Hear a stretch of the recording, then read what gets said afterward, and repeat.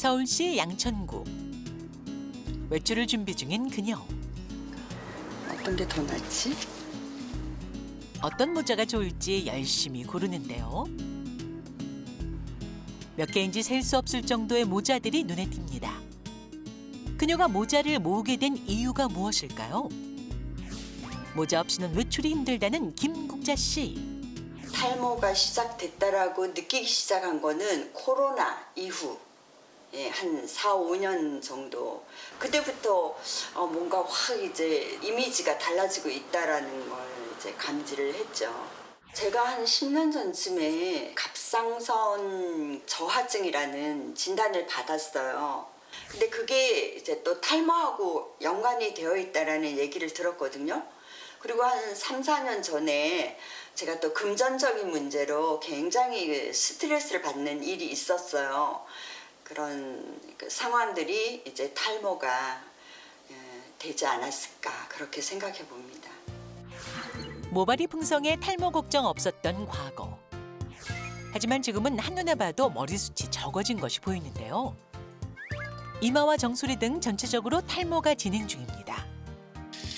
특히 머리카락이 많이 빠질 때가 있다는데요. 바로 머리를 감을 때입니다. 배수구뿐만이 아니라 욕실 곳곳에 쌓인 머리카락. 거실 바닥도 마찬가지입니다. 매일 청소해도 금세 쌓인다는데요. 머리카락이 이렇게 많이 붙어 있어요. 이걸 하루에 몇 번씩 교체를 해서 민다니까. 탈모에 좋다는 건 다 해봤죠. 뭐 영양제도 꾸준하게 계속 먹어봤고, 그 샴푸도 탈모에 좋다는 샴푸는 막 여러 개 교체해서 써봤고, 그리고 최근에는 이제 이게 그 마사지기, 그 하는 기계가 좋다고 해서 그것도 계속 써봤는데 별로 소용이 없었어요. 정말 두피에 좋다는 게 있기만 하면 뭐든지 할 수 있을 것 같은데 방법 좀 알려주시면 좋겠습니다. 탈모가 고민인 김국자 씨를 위한 탈모 진행을 늦추는 방법 스튜디오에서 자세히 알아봅니다. 네, 탈모 때문에 고민이 많으신 사례자분의 이야기였습니다. 근데 교수님, 실제로 이 갑상샘 저하증으로 인해서 탈모가 오는 게 맞나요? 네, 정확히 맞습니다. 갑상샘 기능에 이상이 생겨도 탈모 증상이 나타날 수 있습니다. 갑상샘에서 만들어지는 갑상샘 호르몬은요, 신체의 에너지와 대사를 조절하는 호르몬이 되는데 주로 하는 일이 뭐 근육이나 신체의 에너지 조절, 뭐 감정 조절들을 하는 일을 하게 되는데 갑상선 호르몬의 양이 갑자기 줄게 되면 대사가 원활하지 않게 되고 영양 공급도 충분하지 않고 모낭 활동이 둔해지기 때문에 갑자기 탈모가 생기게 되고요. 실제로 갑작스러운 탈모가 왔을 때 피부과에 내원하시면 갑상샘에 대한 기능에 대한 피검사를 시행할 정도로 가장 중요한 요소 중에 하나가 될 수 있습니다. 그러면요, 교수님, 언뜻 생각했을 때 갑상샘 저하로 인해서 탈모가 오면 이 갑상샘 호르몬이 많으면은 네. 풍성해지는 건가요? 그러니까 항진이면 뭐 모발이 막 나는 거예요? 예, 저희가 거예요? 가장 어려운 답 중에 많으면 좋고 적으면 나쁘다는 건데 호르몬의 가장 중요한 거는 균형입니다. 적으면 일을 안 해서 머리가 빠지지만요. 너무 많이 갑상샘 호르몬이 있으면 대사와 에너지가 너무 많이 소모가 되니까 머리에 갈 영양분이 다 딴 데 쓰이는 거예요. 그래서 오히려 또 머리가 빠지기 때문에 호르몬은 항상 이 균형을 잘 맞추는 것을 중요하게 생각합니다. 네, 그러니까 머리카락은 호르몬의 영향을 많이 받는다. 이렇게 정리를 해보도록 하겠습니다. 그리고 이 건강 관리가 중요하다라고 말씀해 주셨는데 탈모와 뭐 두피 고민 많으신 분들이 항상 걱정하시는 게 있어요. 바로 염색입니다. 맞습니다. 해야 되나 말아야 되나. 맞아요. 그래서 저희가 이 염색에 관한 여러 가지 소문들이 참 많잖아요. 그래서 염색과 관련해서 또 심각한 고민이 있다고 하신 이 사진을 한번 입수를 네. 해봤거든요. 한번 보실까요? 네? 이게 뭐예요? 잠깐만. 왼쪽 남자분이 원래 어머. 이제 정상의 상태인데 염색약 때문에 이 오른쪽 사진으로 이렇게 너무 심하게 되는데? 변화했다고 하는데요. 같은 사람이신 거잖아요. 같은, 예. 네, 이게 저는 그 염색약 때문에 뭐 이렇게 불긋불긋 나고 이런 경우는 봤는데 저분은 심하게 어디 맞으신 줄 알았거든요. 염색약 때문에 저렇게까지 될 수 있을까요? 네? 사실 굉장히 사진 보시면 굉장히 깜짝 놀라실 것 같긴 한데요. 네. 이게 실제로 있었던 일이라고 하고요. 영국에서 여름에 있었던 일이라고 합니다. 저건 일종의 알레르기 반응입니다. 알레르기 반응이고 그걸 유발하는 물질이 굉장히 유명한 물질이 이제 PPD라는 물질이에요. 그래서 이 PPD라는 물질을 좀 기억해 주시면 좋겠는데 이 PPD는 그 모발에 있는 세포를 이제 파괴해서 그 안에 그 짙은 색깔의 염색약을 침투할 수 있도록 도와주는 성분인데 알레르기의 원인이 되는 그런 항원성이 굉장히 강합니다. 그래서 말씀하신 것처럼 초기에 알레르기 반응이 일어나면 뭐 피부에 가려움증이나 또는 뭐 탈모 같은 게 일어날 수도 있겠지만 저 사례자처럼 굉장히 좀 심한 경우에는 혈관이 팽창하면서 붓듯이 마치 맞은 것처럼 눌리듯이 나타나겠죠. 근데 그게 얼굴 아래로 좀 더 내려오게 돼서 기도를 압박하게 되면 목숨이 위험한 질식하는 상황까지 올 수도 있습니다. 제가 말이죠. 남들은 다 동안이라 그러지만 동안이에요. 제가 사실 이게 염색을 지금 한 달 됐는데 이거 보세요 지금. 하얗게 올라왔죠 지금.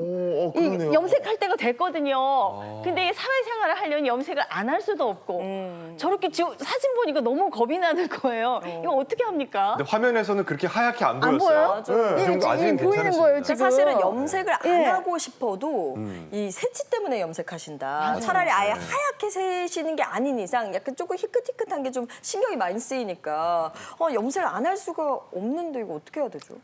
사실은 염색을 걱정하는 건 저도 해당되는 걱정이고요. 그래서 우리가 안전하게 좀 찾는 방법은 아까 PPD를 좀 기억해달라고 말씀드렸잖아요. 그래서 네. 이러한 요즘 나오는 염색약들은 PPD가 들어있지 않다라는 걸 표시를 해놨으니까요.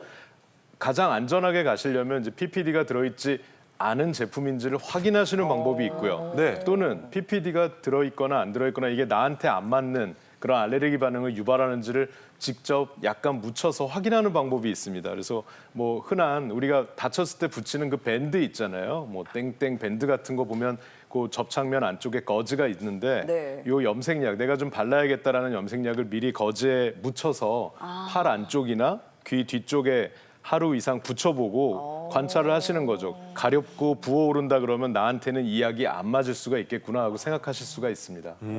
그러면은 우리가 시중에 염색약을 구입할 때 PPD가 없는 거를 확인하고 살 수 있는 거예요? 뭐 PPD 무첨가, 뭐 써 있어요. free 이런 식으로 적혀 있죠. 아, 그렇구나.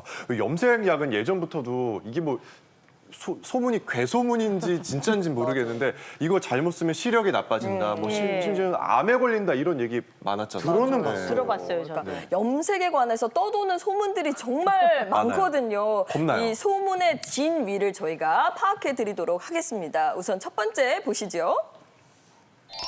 네, 염색약을 자주 쓰면 탈모가 온다. 그럼 못 쓰죠. 어떡해요. 새치 막으려고 염색했는데 탈모 오면 안 되죠. 네, 정답은 세모입니다. 맞기도 하다는 얘기네요. 그렇죠. 저희가 보통 뿌리 염색하면 어떻게 해요? 염색약을 두피에 바짝 어떤 경우에 두피에 맞아요. 닿게 하는데 아까 교수님 말씀하신 PPD는 알레르기성 접촉 피부염을 일으키는 대표적인 물질이기 때문에 계속 노출이 될수록 우리가 염증이 많이 생기고 반복적인 염증이 생기면 모공이 막히게 돼서 탈모가 생길 수 있기 때문에 탈모가 올 수 있습니다.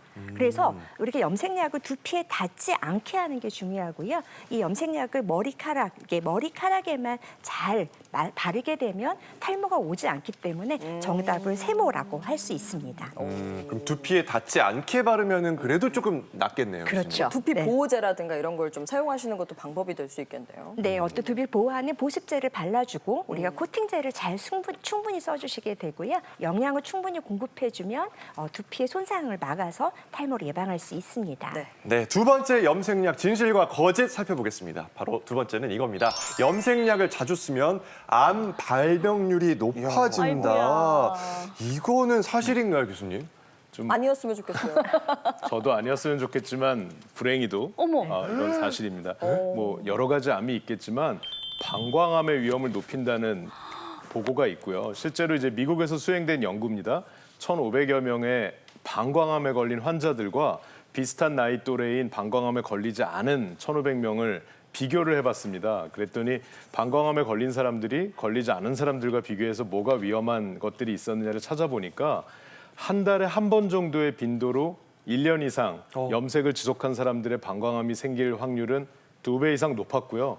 15년 이상 지속했을 때는 3배 이상 높았다고 합니다. 그래서 아마도 이 염색약 PPD라는 성분이 원인이 될 텐데 이게 대사가 되면서 배설이 되는 과정에서 방광에 오랫동안 모여 있기 때문에 방광 세포의 변이를 일으켜서 방광암을 일으키는 게 원인이 아닐까라고 현재는 생각하고 있거든요. 그래서 뭐 염색을 하면 방광암 걸린 데는 아니지만 지속적으로 반복 꾸준하게 할 경우에는 위험에 노출된다는 점을 좀 알아주셨으면 좋겠습니다. 저 이번 주에 염색하려고 계획하고 있었는데 네. 가서 머리 해주시는 분께 말씀드려야겠네요. PPD 없는 걸로 좀 잘 좀 부탁드립니다. 저 한 달에 한 번씩 한 지 지금 한 10년 된 것 같습니다. 예, 그렇구나. 어떡하죠? 그러니까 기억해야겠어요. 너무 잦은 염색은 네. 뭐 이렇게 심각한 질병도 유발할 수 있지만 네. 또 이렇게 피부 건조까지도 발생할 수 있다고 하니까 정말 너무 잦은 염색을 한번 생각해 보시면 좋을 것 같고 알러지 있으신 분들은 좀 테스트 한번 해보시는 것도 방법일 것 같습니다.